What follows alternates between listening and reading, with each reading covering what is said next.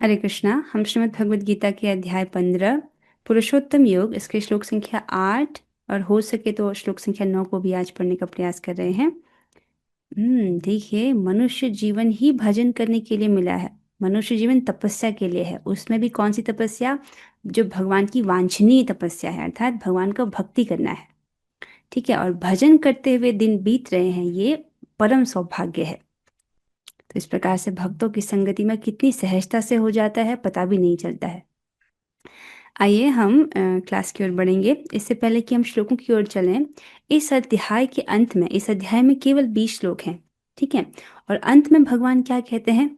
इति गुह्यतमं शास्त्रम इदम उक्तम मया नघ एतद् बुद्ध्वा बुद्धिमान स्यात् कृतकृतश्च भारत। हे अनघ, अर्थात हे निष्पाप, अर्जुन जी को कह रहे हैं, यह वैदिक शास्त्रों का सर्वाधिक गुप्त अंश है जिसे मैंने अब प्रकट किया है। जो कोई इसे समझता है वह बुद्धिमान हो जाएगा और उसके प्रयास पूर्ण होंगे। तो ऐसा वो बताते हैं इस 15वें अध्याय के अंतिम श्लोक में। अर्थात ये जो अध्याय है, ये शास्त्र का सर्वाधिक गुप्त अंश है, और जो उसको समझेगा वो बुद्धिमान होगा और उसके जो प्रयास हैं वह भी पूर्ण होंगे। तो इसीलिए जो है एक एक श्लोक उसका महत्वपूर्ण है। इसीलिए कह रही हूँ, जिसका छूट गया है क्लास, वो कम से कम पुस्तक से पढ़े और हो सके तो रिकॉर्डिंग सुन ले। आइए अब हम अ, श्लोक की ओर बढ़ेंगे। जो भक्त गाना चाह रहे हैं वे हाथ खड़ा कर सकते हैं।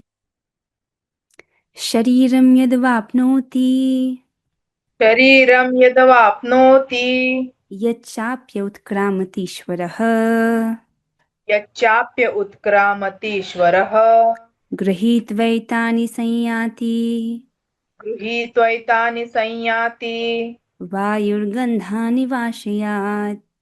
वायुर्गन्धाशयात्। अच्छा, शरीरं यद्वाप्नोति शरीरं यद्वाप्नोति यच्चाप्य उत्क्रामतीश्वरः यच्चाप्य उत्क्रामतीश्वरः गृहीत्वैतानि संयाति गृहीत्वैतानि संयाति वायुर्गन्धानि वाशयात्।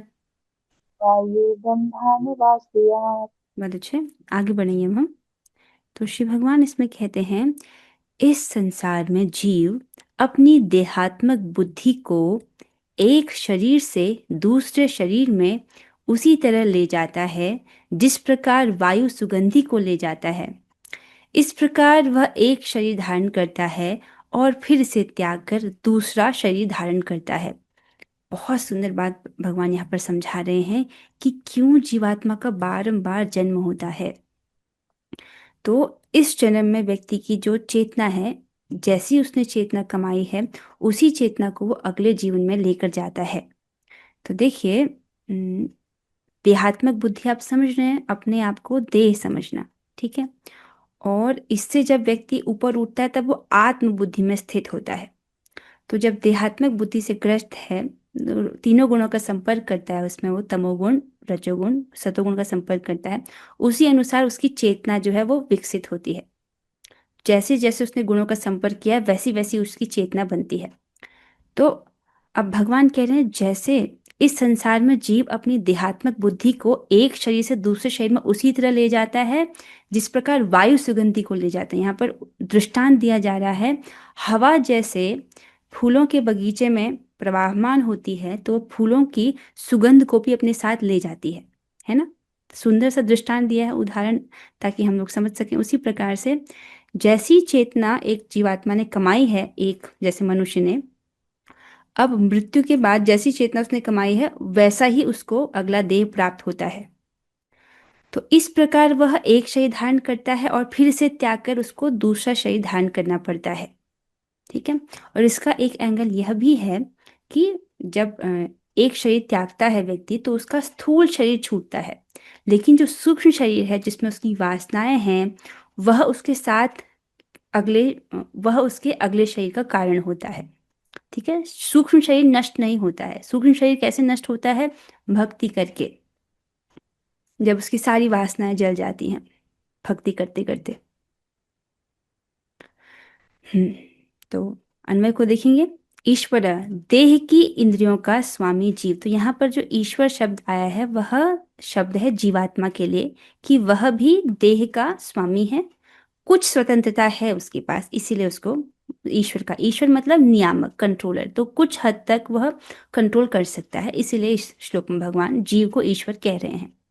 यत जिस शरीरम अर्थात शरीर को अवाप्नोति प्राप्त होता है, यच्च अपि और जिस शरीर से उत्क्रामति बहिर्गत होता है, जिस शरीर में है और जिस और या उसने जिस शरीर को त्याग दिया है, वायु आशयात वायु अर्थात हवा पुष्प आदि से, गंधान इव गंध की भांति, एतानी गृहीत्वानि संयाति इन छह इंद्रियों को ग्रहण कर गमन करता है।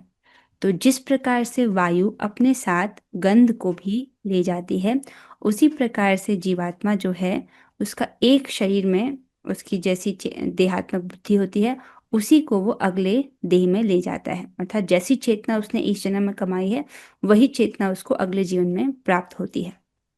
प्रभुपाद जी इसको कहते हैं कि अगर व्यक्ति कुत्ता बिल्ली जैसी चेतना कमाता है तो उसको वैसा ही जीवन प्राप्त होता है। तो इसलिए सावधान करते हैं। और आजकल की सभ्यता तो बहुत खतरनाक है, तमोगुणी सभ्यता, रजोगुणी सभ्यता एकदम, जिसके द्वारा व्यक्ति को आज मनुष्य देह में है, मृत्यु हो जाए तो कोई निम्न योनि में वो गिर सकता है, ऐसी पूरी पूरी संभावना है। तो बहुत खतरनाक है ये प्रभुपाद जी की दया है कि हम लोग बच गए। हमको ये बातें जो है प्रभुपाद जी के आशीर्वाद से सुनने को मिल रही हैं और सरल लग रहा है, हम इसको समझ पा रहे हैं और इसके अनुसार जी पा रहे हैं, क्योंकि ये गुरु की कृपा है। तो यहाँ पर चित्र में आप समझ ही रहे हैं कि वायु जिस प्रकार से सुगंधि को ले जाती है, उसी प्रकार से जीवात्मा अपनी देहात्मक बुद्धि को एक शरीर से दूसरे शरीर में ले जाता है। एक बार श्लोक को देख लेते हैं। शरीरम यद्वाप्नोति, शरीर को जिस शरीर को वो प्राप्त करता है, यच्चाप्य उत्क्रामतीश्वर तथा जिस शरीर को वो त्यागता है, गृहीत्वैतानि संयाति वायुर्गंधानि वाशयात, इस प्रकार को इस सब को वो किस प्रकार से लेके जाता है, जैसे कि वायु जो है गंध को अपने साथ लेके जाती है। तो यहाँ पर जो शब्द है ईश्वर, ईश्वर अर्थात उत्क्रांतीश्वर, ये शब्द आया है शरीर के स्वामी के लिए अर्थात जीवात्मा के लिए। तो जैसे वो शरीर को धारण करता है या उसको त्यागता है, उसमें वो अपनी देहात्मक बुद्धि को उसी प्रकार ले जाता है जैसे कि वायु गंध को अपने साथ लेकर जाती है। तात्पर्य की ओर चलेंगे। अनुवाद और तात्पर्य कृष्ण कृपा मूर्ति श्री श्रीमद एसी भक्ति वेदांत स्वामी श्री प्रभुपाद द्वारा। प्रभुपाद जी यहाँ पर वर्णन कर रहे हैं, यहाँ पर जीव को ईश्वर अर्थात अपने शरीर का नियामक कहा गया है। क्यों कहा गया नियामक? क्योंकि यदि वह चाहे तो अपने शरीर को त्याग कर उच्चतर योनि में जा सकता है। इस विषय में उसको थोड़ी सी स्वतंत्रता प्राप्त है। शरीर में जो परिवर्तन होता है वह उस पर निर्भर करता है। तो क्यों कहा गया है यहाँ पर जीवात्मा को ईश्वर? क्योंकि ईश्वर का मतलब कंट्रोलर, कुछ हद तक उसके पास नियंत्रण है। कैसा नियंत्रण है? कि वो अपने कर्मों के द्वारा चेतना को कमाता है, सतोगुणी रजोगुणी तमोगुणी या दिव्य चेतना, ठीक है, निर्गुण अवस्था को प्राप्त होता है, उसी अनुसार उसका अगली गति उसकी निर्धारित होती है। तो कुछ हद तक स्वतंत्रता है। मृत्यु के समय वह जैसी चेतना बनाए रखता है वही उसे दूसरे शरीर तक ले जाती है। तो अभी से लेकर के, ऐसा नहीं कि एक दिन की बात है, जीवन भर जैसे उसने कर्म किए हैं, जैसे गुणों का संपर्क किया है, तमोगुण रजोगुण सतोगुण या निर्गुण अवस्था में वो रहा है अर्थात निर्गुण वस्तु का उसने सेवन किया है, तो जैसी उसने चेतना बनाई है उसी के अनुसार जो है उसको अगला देह प्राप्त होता है। ठीक है, तो जो गुणों को कमा रहा है उसको तो इस भौतिक योनि को धारण करना पड़ता है।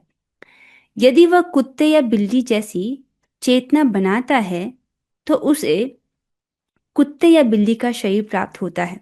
कुत्ते बिल्ली जैसी चेतना मतलब निम्न चेतना, आहार निद्रा भय मैथुन वाले कार्यों में ही लगा रहा, भजन नहीं किया उसने, तो ऐसा ही शरीर उसको कुत्ते बिल्ली का शरीर प्राप्त होता है, मतलब निम्न योनि प्राप्त होती है।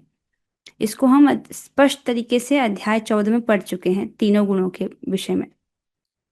यदि वह अपनी चेतना दैवी गुणों में स्थित करता है तो उसे देवता का स्वरूप प्राप्त होता है, और यदि वह कृष्ण भावनामृत में होता है तो वह आध्यात्मिक जगत में कृष्ण लोक को जाता है, जहां उसका सानिध्य कृष्ण से होता है। स्पष्ट है ये? अगर वह दैवी गुणों में स्थित रहता है, अर्थात सतोगुण का अनुशीलन कर रहा है, तब उसको देवता का स्वरूप, उच्चतर लोगों की प्राप्ति होती है। लेकिन अगर वो कृष्ण भावनामृत में स्थित है, भगवान का नाम जप रहा है, भगवान का प्रसाद खा रहा है, भगवान को प्रणाम कर रहा है, जो भक्ति प्रवर्तक शास्त्र है, श्रीमद् भगवद गीता, श्रीमद् भागवतम, इसको पढ़ रहा है, इसका श्रवण कर रहा है, तो वह आध्यात्मिक जगत कृष्ण लोक को जाता है, जहां उसका सानिध्य कृष्ण से होता है, अर्थात वो वहां भगवान से मिल सकता है, उनसे बात कर सकता है। यह दावा मिथ्या है कि इस शरीर के नाश होने पर सब कुछ समाप्त हो जाता है। तो कुछ लोग जो लौकिक होते हैं, जिन्होंने शास्त्र नहीं पढ़ा होता है, उनको क्या कहना, उनका क्या कहना होता है कि मृत्यु आई तो सब कुछ खत्म हो गया। ठीक है, ऐसा नहीं है। ठीक है, ये आप समझते हैं।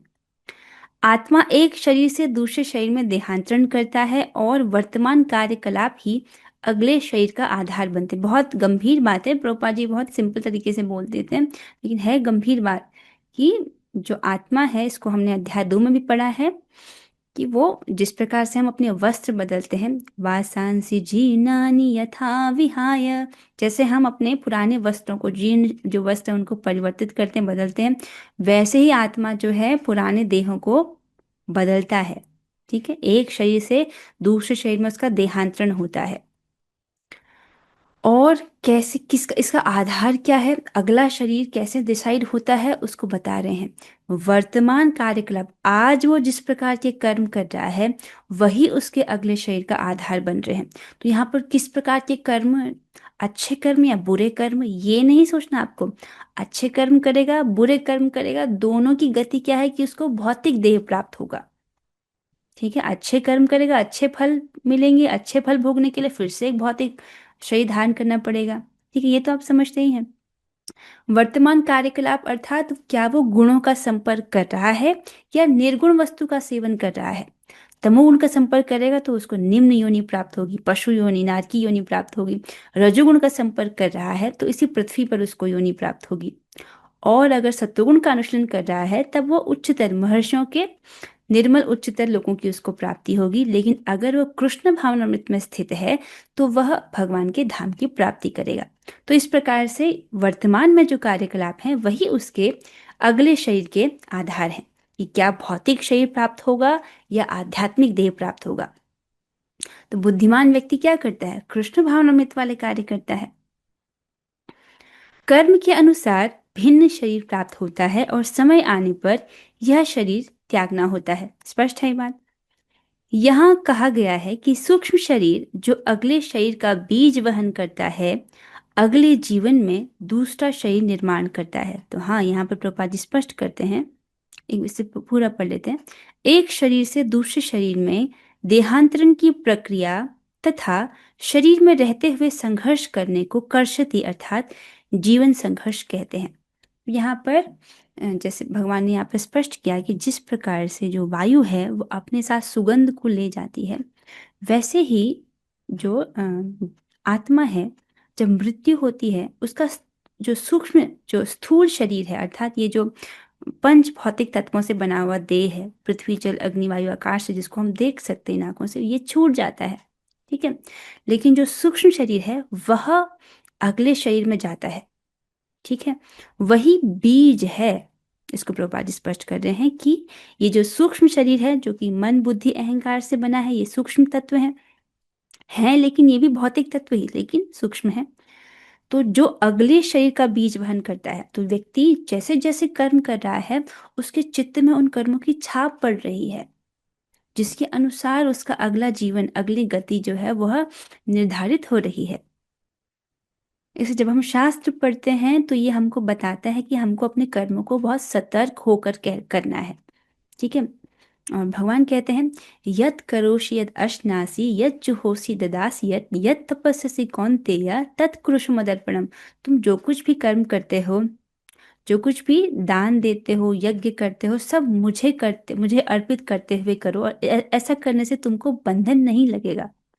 यत करोषि यत अश्नासि, जो तुम करते हो, जो तुम खाते हो, य- यत जुहोसि ददासि, जो तुम यज्ञ करते हो, जो तुम दान देते हो, सब कुछ मुझे अर्पित करते हुए करो। इस प्रकार से तुमको बंधन नहीं लगेगा। हाँ, तो यहाँ पर प्रभुपाद जी अब जीवन संघर्ष, जो कर्षति शब्द आया है, उसको समझा रहे हैं कि जब इस प्रकार से एक शरीर से दूसरे शरीर में देहांतरण होता है जीवात्मा को, तो ये जो प्रक्रिया है इसमें उसको कष्ट होता है, मतलब मृत्यु में कष्ट हो रहा है। फिर जब दूसरा शरीर धारण करता है, जन्म होता है, उस प्रक्रिया में भी उसको कष्ट होता है, क्योंकि माँ के गर्भ में बैठना पड़ता है, उसके बाद जन्म होता है, उसमें भी कष्ट होता है। तो इस प्रक्रिया में कष्ट, संघर्ष है। और शरीर में रहते हुए, जब शरीर की प्राप्ति हो जाती है, तो शरीर में रहते हुए भी वो अपने छह इंद्रियों से, पांच इंद्रियों और छठवा कौन सा है, मन, उससे संघर्ष कर रहा है। तो इसको कर्षति शब्द से बोला गया है कि इसको ही जीवन संघर्ष कहते हैं। तो इस प्रकार से जो जीवात्मा है इस जगत में संघर्ष कर रहा है। इसके साथ ये वाला श्लोक तो यहाँ पर पूरा होता है। हम एक और श्लोक को आज लेंगे। पहले श्लोक की आवृत्ति करेंगे। जो भक्त गाना चाह रहे हैं वे हाथ खड़ा कर सकते हैं। ओके, माधुरी माता जी, आप गाएगा। क्षोत्रम चक्षुस्पर्शनम च श्रोत्रं चक्षुस्पर्शनं च रसनम घ्राणमेव च रसनं घ्राणमेव च अधिष्ठाय मनश्चायम् दिष्टाय मनश्चायं विषयानुपसेवते। विषयानुपसेवते। बहुत अच्छे। अनीता माता जी। क्षोत्रम चक्षुस्पर्शनम च श्रो- श्रोत्रं चक्षुस्पर्शं च क्षोत्रम चक्षुस्पर्शनम च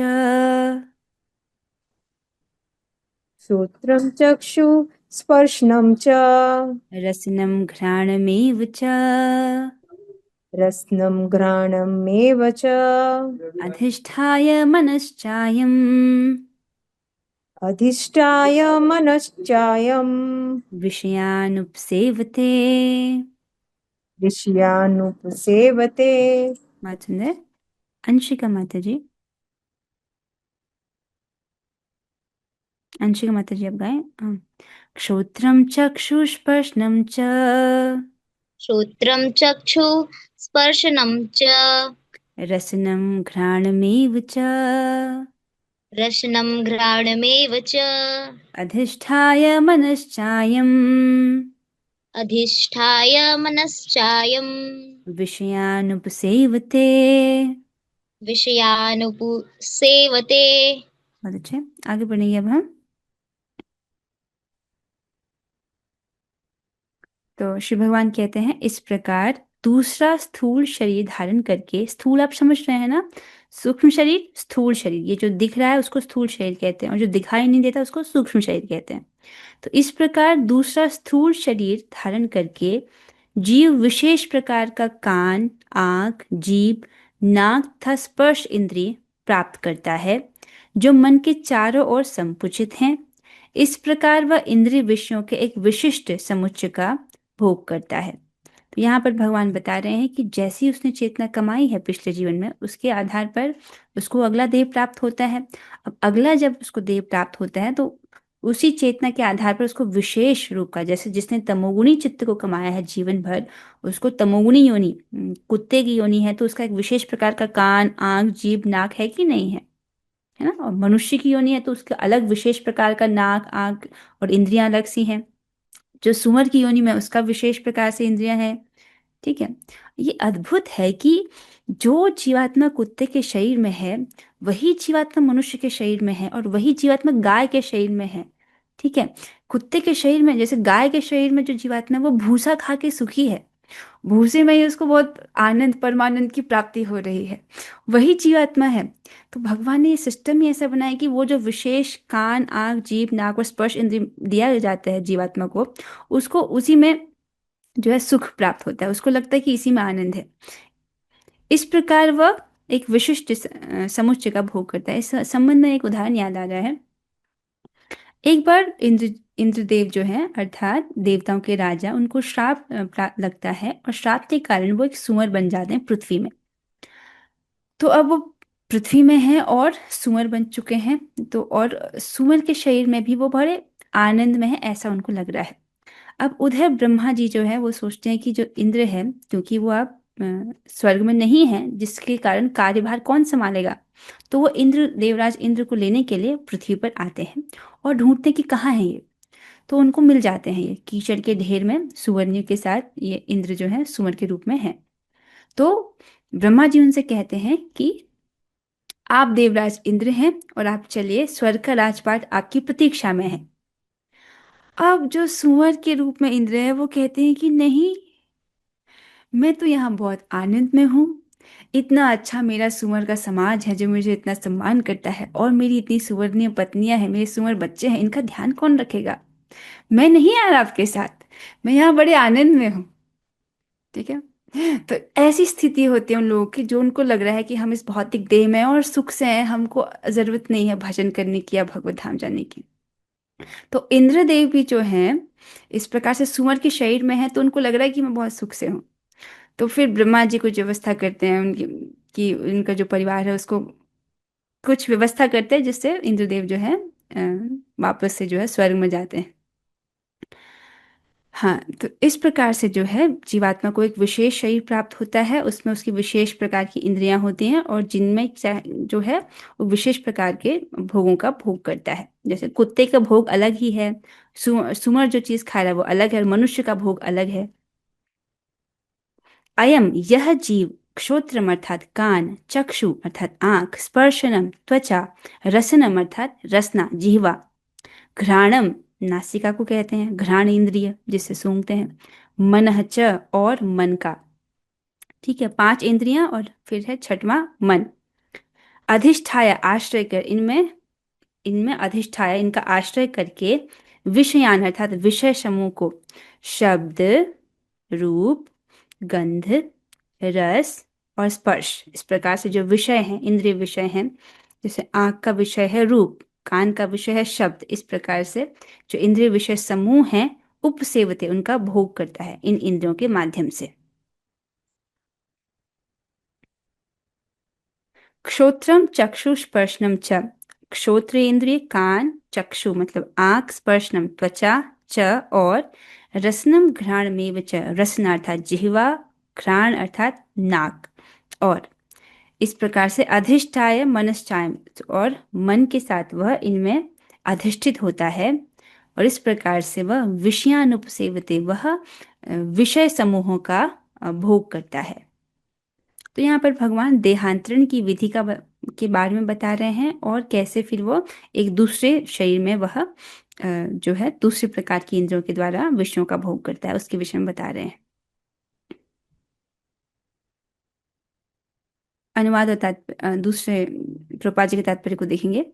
दूसरे शब्दों में, यदि जीव अपनी चेतना को कुत्तों तथा बिल्लियों के गुणों जैसा बना देता है, तो उसे अगले जन्म में कुत्ते या बिल्ली का शरीर प्राप्त होता है, जिसका वह भोग करता है। देख रहे हैं, बहुत खतरनाक है ये। तमोगुण का अनुशीलन करेंगे तो एक अत्यंत अधम योनि प्राप्त होगी। और अगर हम देखें परसेंटेज के हिसाब से देखें, तो ज्यादातर जो समाज है वो तमोगुण की ही ओर बढ़ रहा है। कुछ खान पान का ध्यान नहीं है, मांसाहार कर रहे हैं, मदिरा पान कर रहे हैं और नशा कर रहे हैं। तो ऐसा समाज मतलब तमोगुणी समाज है, जो कहाँ जा रहा है, निम्न योनि। बहुत खतरनाक है। इसमें खुश होना चाहिए कि हमको बचा लिया गया है। चेतना मूलतः जल के समान विमल होती है, अर्थात जो चेतना है जो शुद्ध रूप में है वह शुद्ध होती है। ठीक है, लेकिन यदि हम जल में रंग मिला दें तो उसका रंग बदल जाता है। इसी प्रकार चेतना भी शुद्ध है, क्योंकि आत्मा शुद्ध है, लेकिन भौतिक गुणों की संगति के अनुसार चेतना बदल जाती है। बहुत सुंदर बात है, इसको समझिए। बहुत बहुत सुंदर बात है, छूटी नहीं जाए। देखो, पानी है, ठीक है, पानी साफ है। अगर उसमें इंक डाल दिया जाए, लाल इंक डालेंगे तो पूरा जो जल है वो रेड लाल रंग का दिखने लगेगा। काला डालेंगे तो पूरे जल में काली इंक फैल जाएगी। ठीक है, जल तो शुद्ध है, लेकिन उस पर इंक का प्रभाव पड़ता है। ठीक है, उसी प्रकार आत्मा कैसा है, सच्चिदानंद में, उसकी चेतना कैसी है, शुद्ध है।